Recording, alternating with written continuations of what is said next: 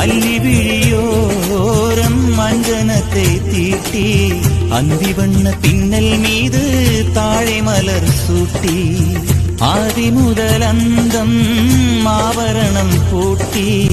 அன்னமிவள் மேடை வந்தாள் மின்னல் முகம் காட்டி கெட்டி மேளங்கொட்டிட மணப்பெண்ணை தொட்டு தாலி கட்டினான் மாப்பிள்ளை